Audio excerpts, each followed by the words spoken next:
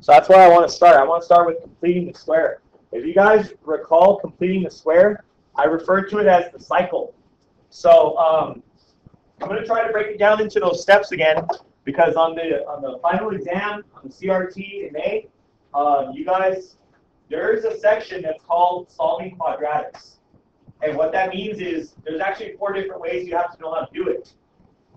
Complete the square is one of them, factoring is one of them, quadratic formula is one of them, and you can even do it by graphing. And you will have to know each method though.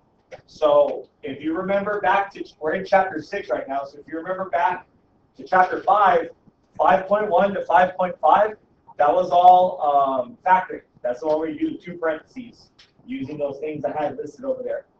Then when we got to 5.6, we did the same exact problems, but we did them using the quadratic formula. Quadratic formula is the big long one, negative b plus or minus square root b squared minus 4ac, blah, blah, blah. So there's that. Now we're going to move into the third one and talk about how to do that again. Because I know first 2 hours, I had to just start because people were just sitting there kind of like waiting because they don't know what to do. Like if they don't have notes or something. But we're going to save time. So that way you can have time to practice. It's a short day. Okay, so the big thing about the complete the square, the cycle, is that this number in this spot is not supposed to be here. We have to have a blank spot. So the first thing we do is we move this over by subtracting it, and we get this new problem. Well, it's not new, it just looks different. So it equals -7.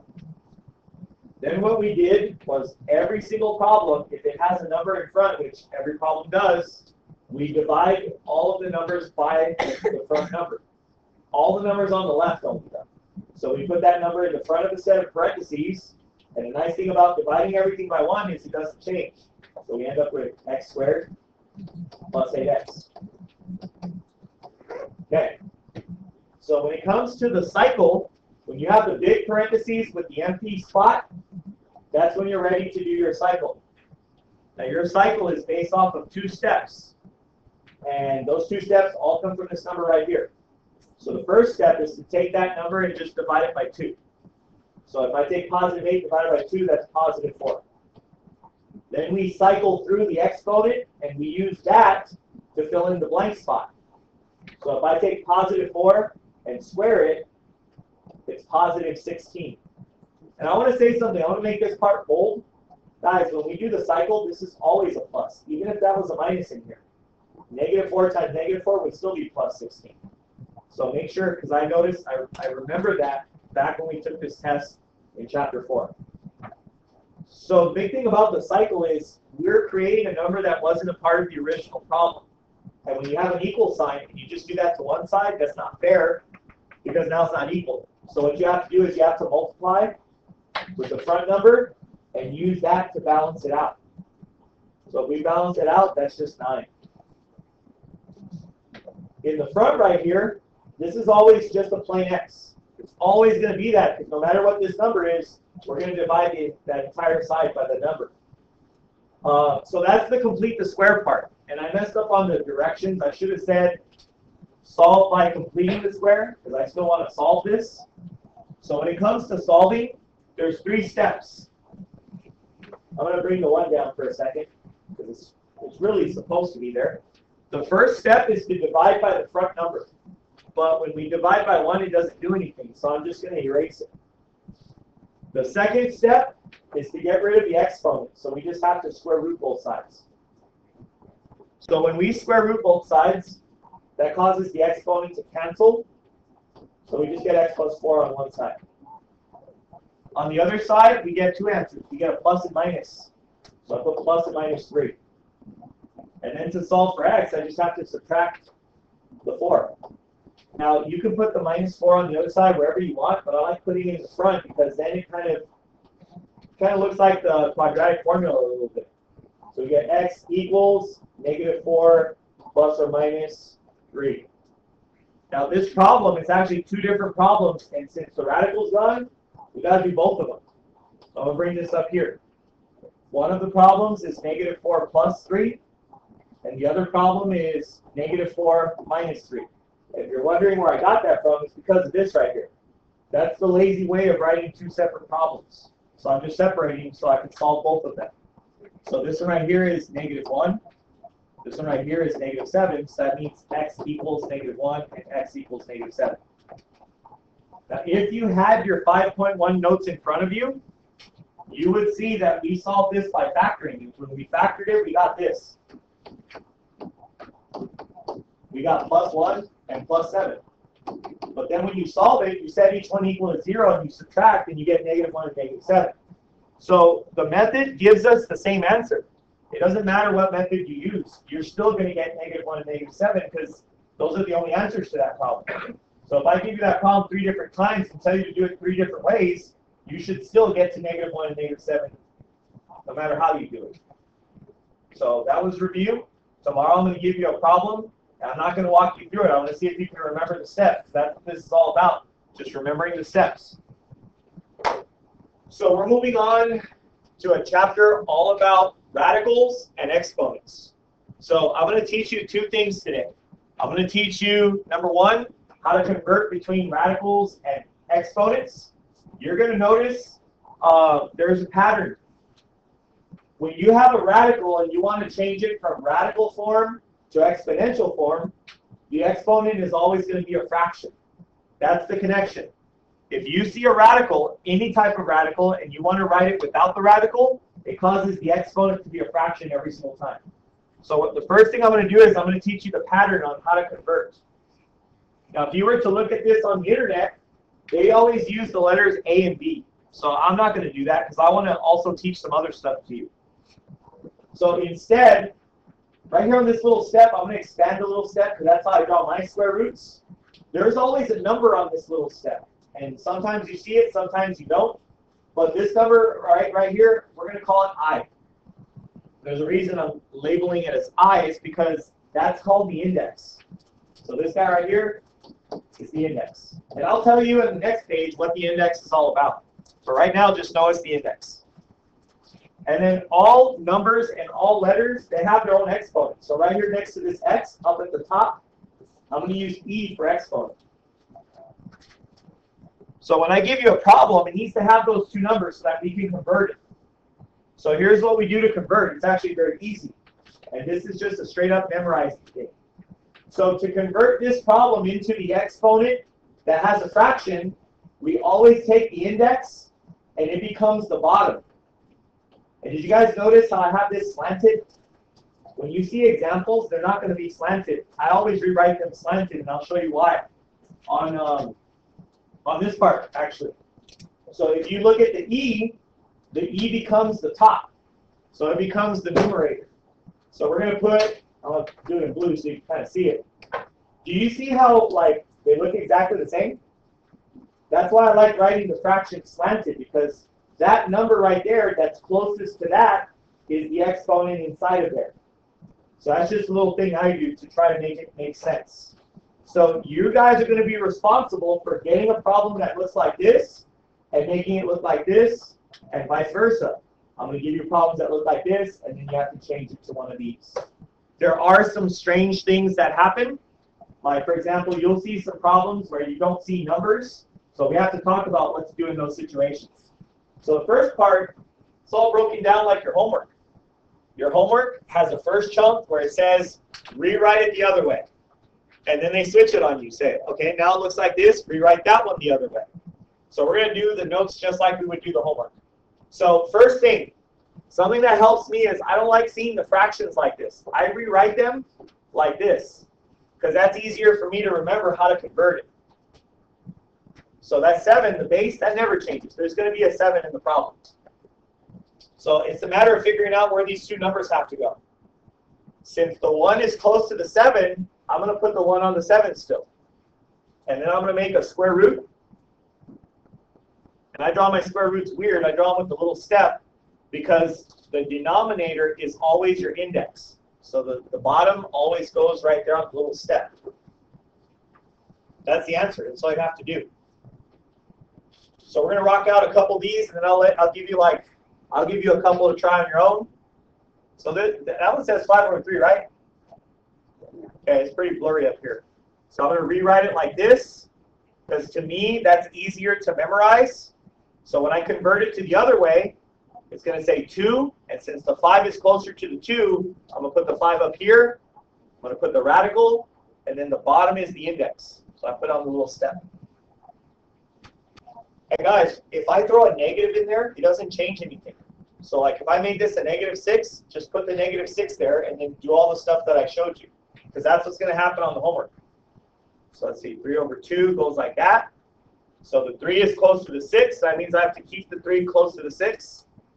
And then the 2 goes on the outside. Oh, I got more. I forgot about these ones. I got 4 over 3. So this is 4 with the 4 up there. And I got the 3 on the little step. So what do you guys think so far? Pretty easy, right? I'm going to give you 25 seconds to do the next 2.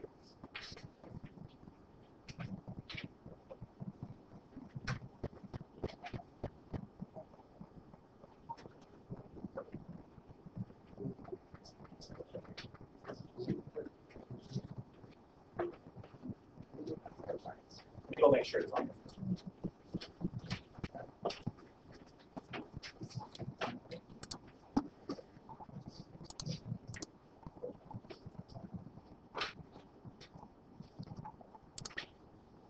Oh, that's the problem. Second hour, right? Hit refresh. Let's see if that'll come up. Okay, help me out. What did you guys get? 7 to the 4th power. So we're going to put the radical. So I'm going to teach you how to say this. So we don't say radical 3 because radical 3 means this. So what we say, because if you look at the top of the page, it's called nth roots. It says it like this, nth roots. So the number on here is the type of root you're doing. So this is a 3, so it's called a third root. So if you say radical 3, that means something totally different. You have to say third root, second root, or you can also say square root. There could be 4th roots, 5th roots, and so on. It could be any number. Okay, what's the last one? Number 6? To the first. 6th root, yeah, perfect. Okay. So on your assignment and on the test, you're going to have to go in both directions. So now what I have here is I have some radicals, and I want to see them rewritten without the radicals. So I want to see them with the exponent as the fraction. So let's see. Oh, wait a second. Houston, we have a problem. Aren't we supposed to have 2 numbers? Okay, so let's start off by doing what we know for sure. We know we're going to use a 10, and we know there's going to be a fraction. The only number I see right now is a 3. So my question to you is, where do we put the 3, on the top or on the bottom?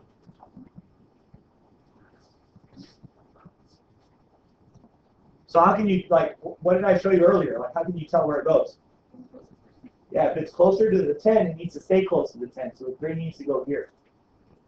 So we have an issue. There's supposed to be a little step right here, and this little step is supposed to have a number. When you can't see it, what is it? 41. That's awesome, but that's not it. It's not 0 either. And those are always the first 2 guesses that people say when I say, when you can't see it, what is it? Guys, what is this? What is this called again? A square root, right? What does square mean? It means a 2. So if this is ever blank, it means that it's a 2. That's the only thing I can think of ever where it's not a 1 and it's not a 0. That's the only time I can think of where it's going to be a 2. So that just means the 2 goes on the bottom. So when your problem has both numbers, I think that's pretty straightforward. So we put the 2, we put the slant, and it's all based on what's closer. The 5 is close to the 2, so I put the 5 right here, and the one that's on the little step, that always goes on the bottom. Uh-oh. If you look at number 11, we have that issue again. We only have one number. So let's get it down. Let's figure out where it goes, and then we'll figure out the missing part. So I got 2, and I got the slant. So where does the 3 go? For sure, yeah, it has to go on the bottom. Because if it's on the step, it always goes on the bottom. So the next question is we need the exponent that goes on this 2 right here. So what's the exponent on this 2? So yeah, so on this one, when you can't see it, it is a 1. So that means this is a 1/3. So if you ever see something to the 1/3, that's just a cube root. Number 8, looks like it's the same issue. This has a 1 on it, so this should be 2, and this would be 1/6. This one has both numbers, so that should not be an issue. If it's closer, it stays close. If it's on the step, it goes at the bottom. And then the last one, that needs the 1, so this would be 10. Keep the 1 close to the 10, and then put the 6 on the bottom. So you guys feel pretty comfortable with that? So the thing that's funny is, like, when we take the test in a little over a week, people forget. You need to go back and look at this and try to memorize it. That's what it comes down to. It's just a memorizing question. You got to memorize the format. Okay, so now, if you guys will turn the page, we're going to get into the index and how to simplify and break down radicals. And I have a picture there. I was doing these notes last night after basketball practice, and I remembered something. When I first started teaching, I used to tell this story, and it has to do with that picture. Can you guys even see what that picture is? Yeah, there's a guy like trying to climb the fence, and the fence has like some barbed wire on it.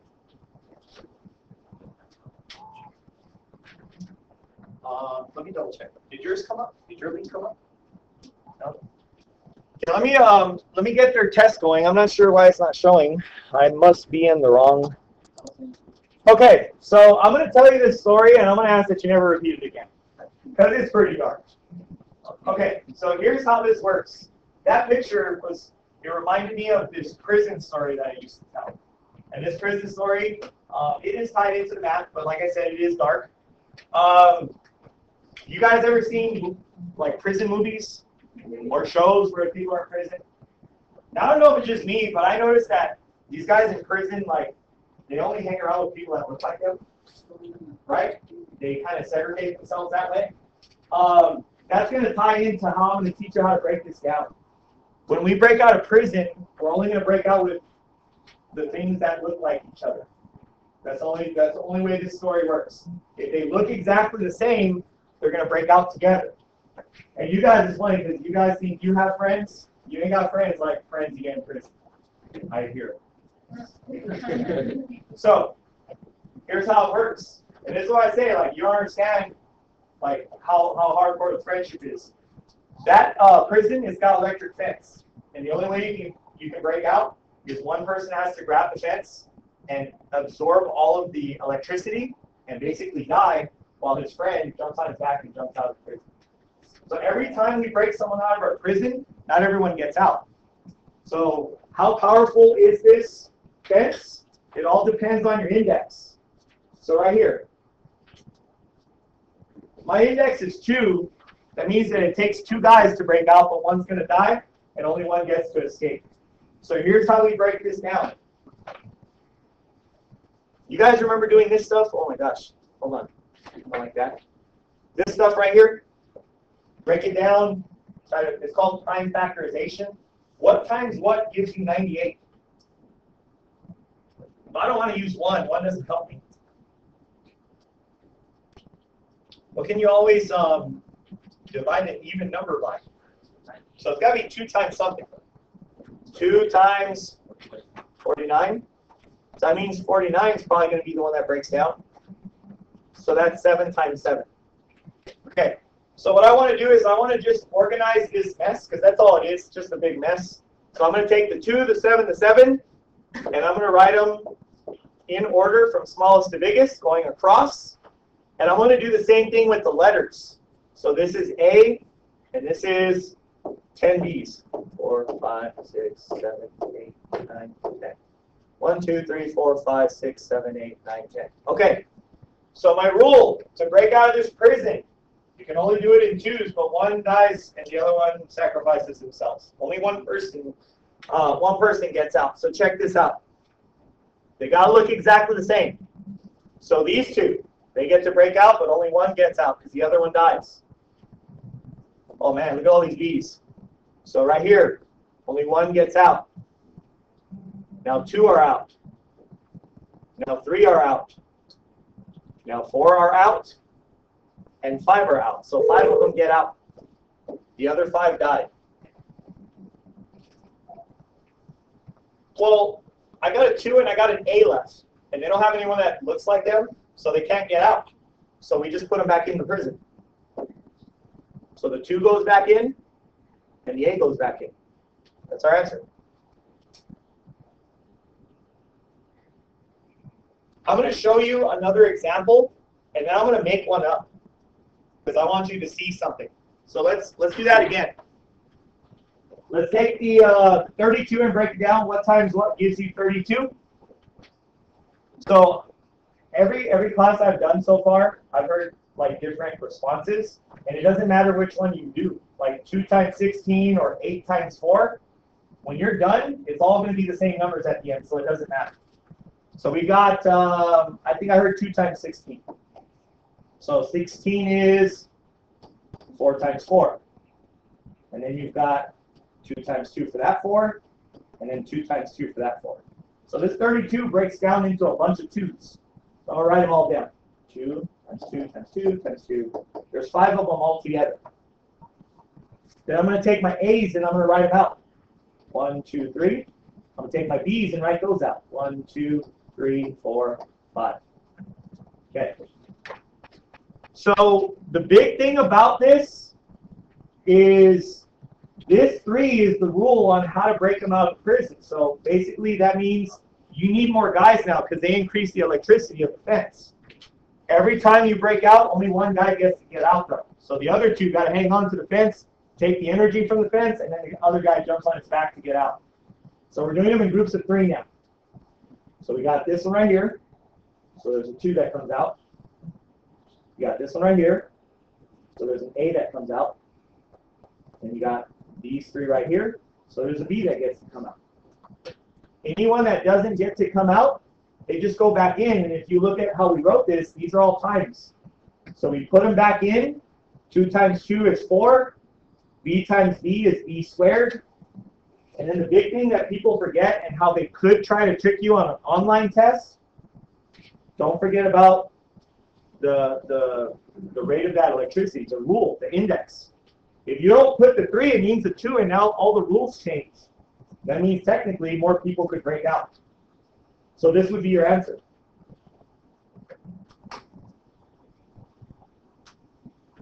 So I want to just make up a question real quick, and I want you guys to try it. So write this down at the bottom of your paper. I'm going to make this, the electricity level on this one is going to be 4. And I'm not going to use any numbers. I just want you to learn the letters. So watch this. Let's make this A to the 25th and B to the 48th. Okay, go.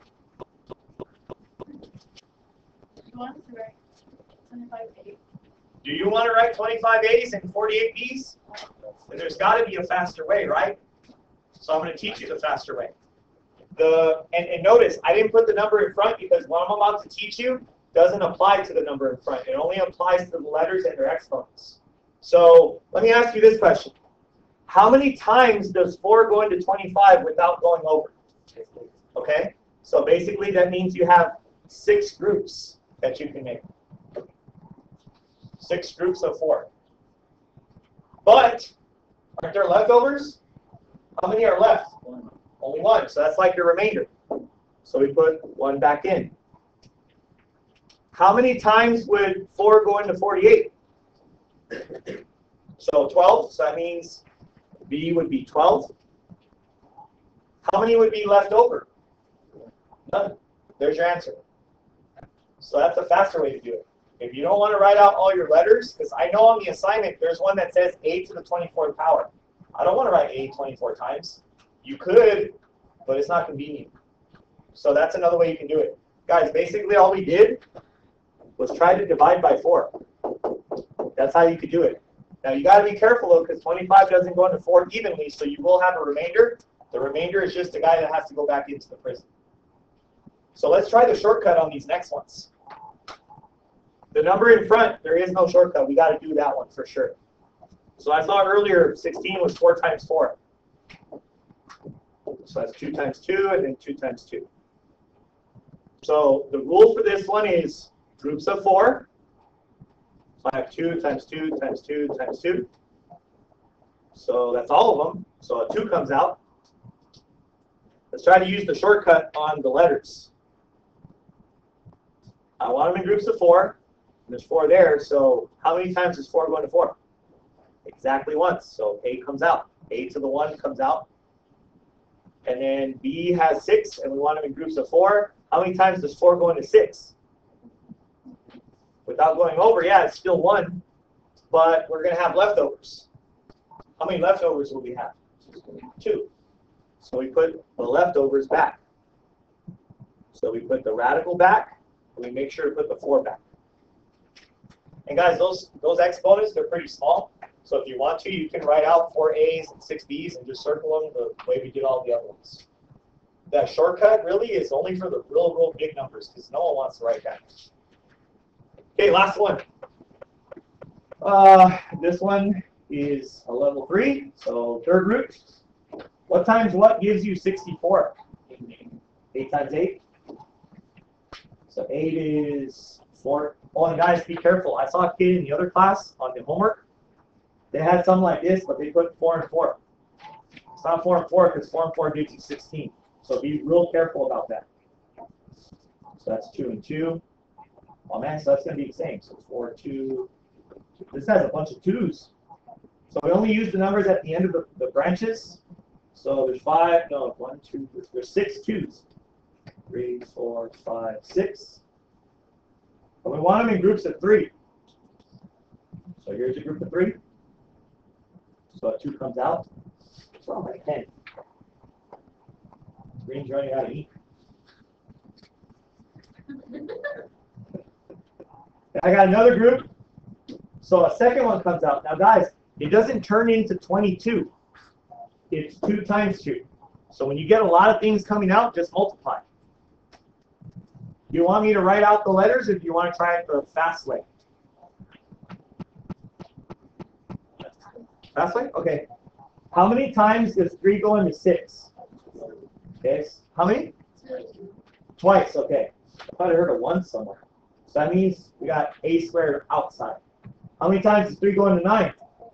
That would be 3 times, so it's b to the 3rd on the outside. How many times does 3 go into 4? Only once.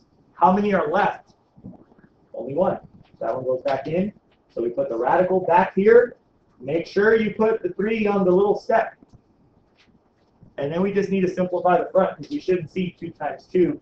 So our final answer is 4a squared b to the 3rd c, radical c, and then a 3.